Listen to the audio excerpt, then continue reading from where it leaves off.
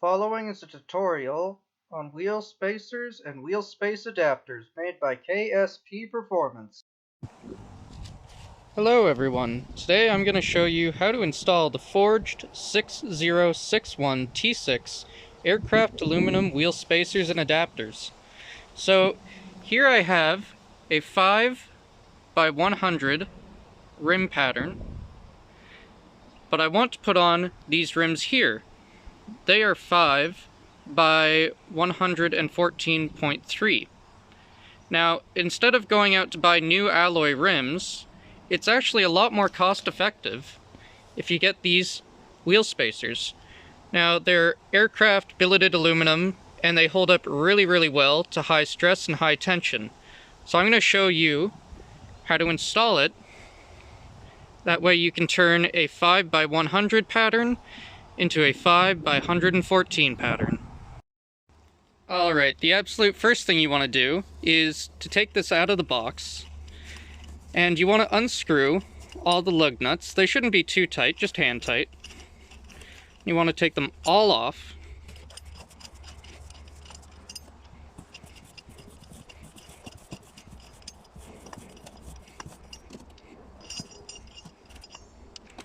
And you're going to want to make sure that these bolts fit the rim that you want to fit them onto.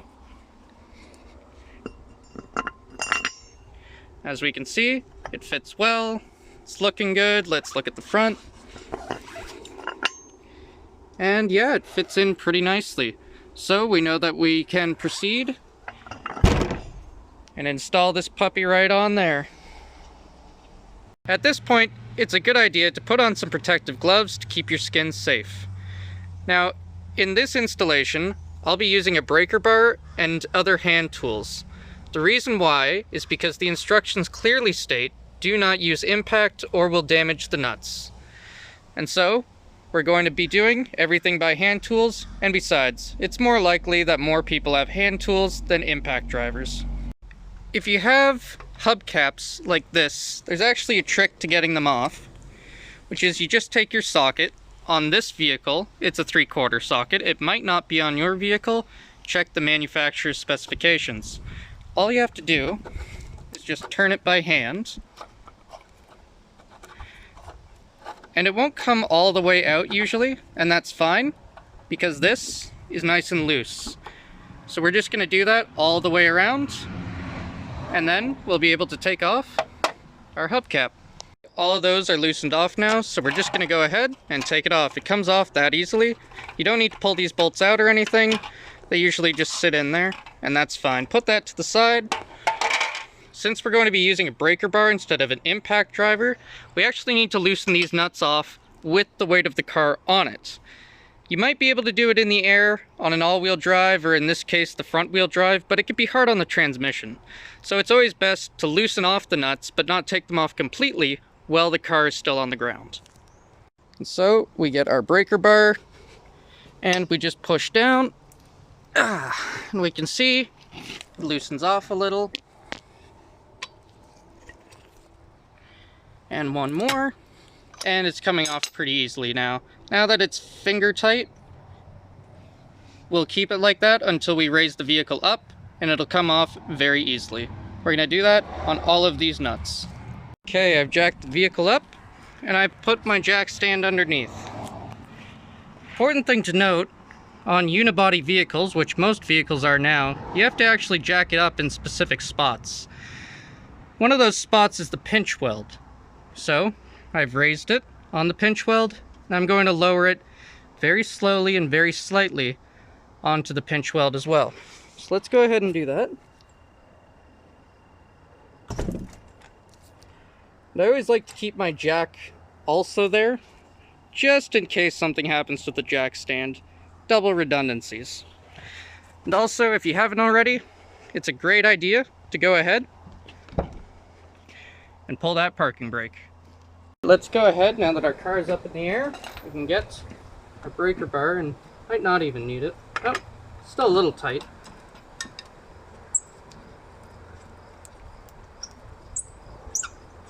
Every single lug nut seems to be loosening off pretty well. Every once in a while, at the ends, they'll get a little stuck. You just help it along. No big deal. Okay, there's our first one done. We're gonna do the rest.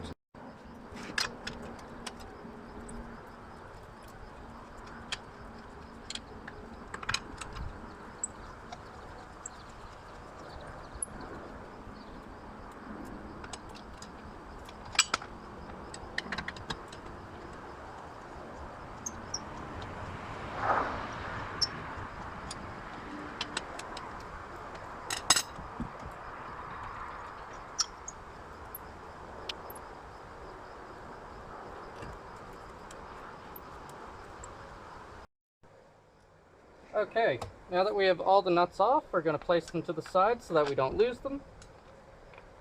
And we're going to take off our old tire.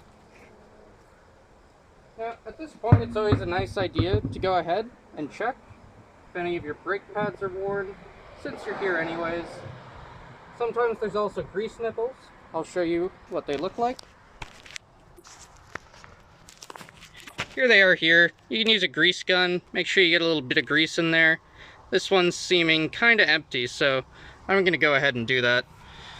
Sometimes they're also located underneath, but I can't seem to see any down here.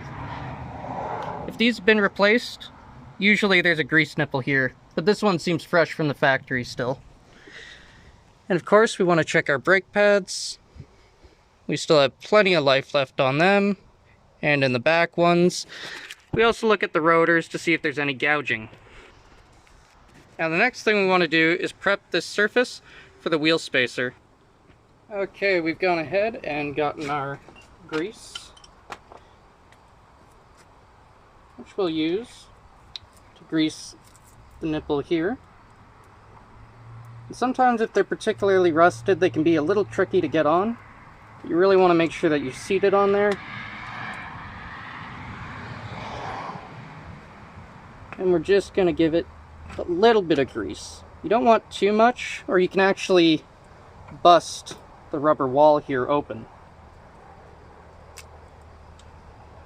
Next thing we're going to do is with a wire brush. It can be nylon wires or it can be metal wires. We're just going to give this a quick little brushing. This one's really not too bad. In fact, it almost looks brand new for such an old vehicle. That's what happens if you take good care of your vehicles.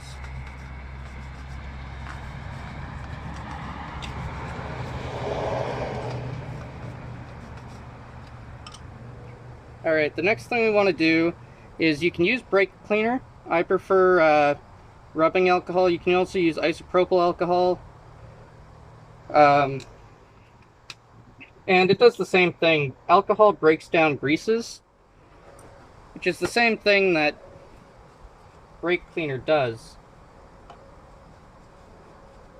It's just usually this stuff is cheaper and it doesn't have any propellants in it to make it come out of a can, which usually means it does a little bit of a better job. You're just getting what you want.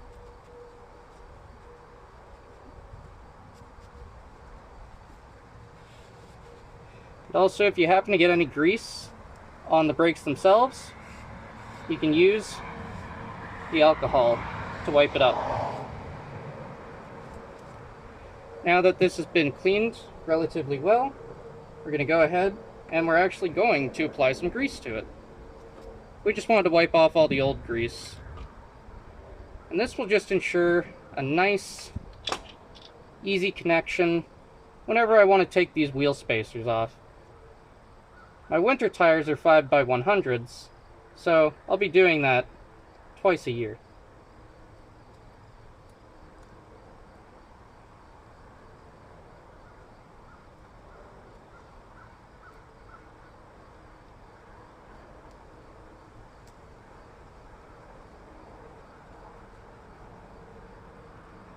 When you do this, don't be afraid to get some grease on these threads.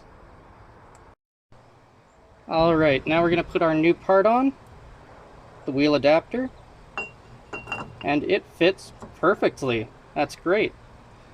So we're going to take the bolts provided with the package, and as you can see, they're much smaller than the factory bolts.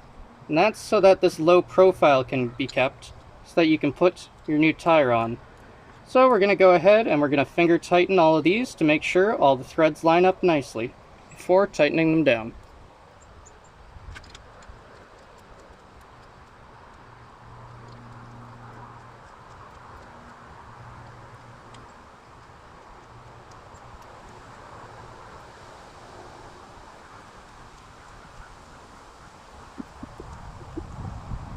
Okay, the next thing we're going to want to do is grab what's called a torque wrench.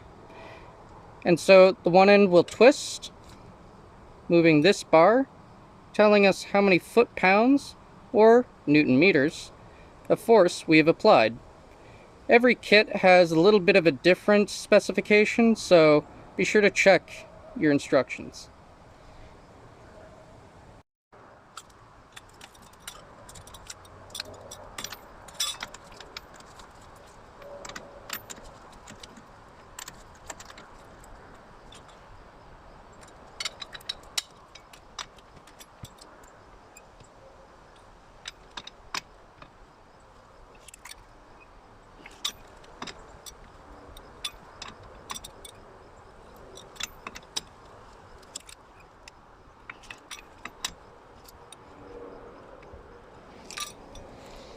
And as you saw me doing just there, I went ahead and went in a star pattern.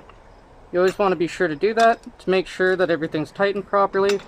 And just as a redundant measure, just in case I've missed something, I like to give them all one last little tug, just in case my mind went elsewhere and I forgot about a bolt, because you never want to do that. Okay, the next thing we want to do is we want to take a little bit more high temperature grease.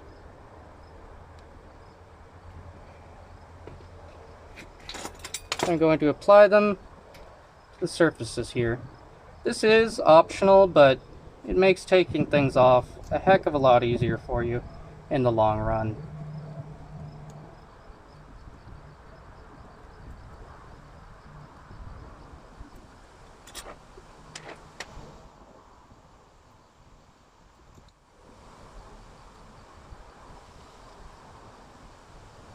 Now we are ready to put our larger tire on.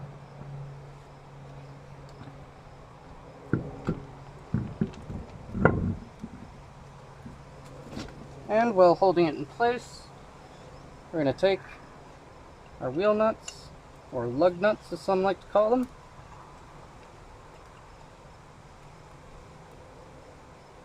and we're just going to go ahead and hand tighten them. The reason I like to do this is because you'll be able to feel if you don't have the nut threaded on properly, and you really don't want to try and tighten nuts that are not threaded properly. You can do something called cross-threading them. It ruins the nut, and it can even ruin the bolt that it's on. So always make sure to hand tighten the nuts.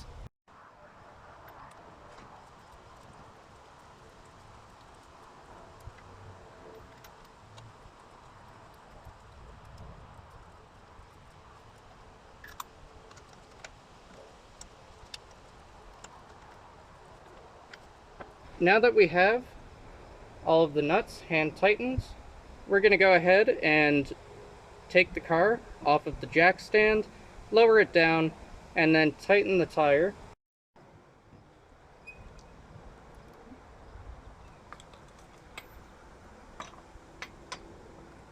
And we want to go in that star pattern and use gravity as your friend. Don't try to pull up from here. You'll just end up hurting your back. Instead, always push down, don't pull up. That way you can use leverage and not be too hard on your own spine.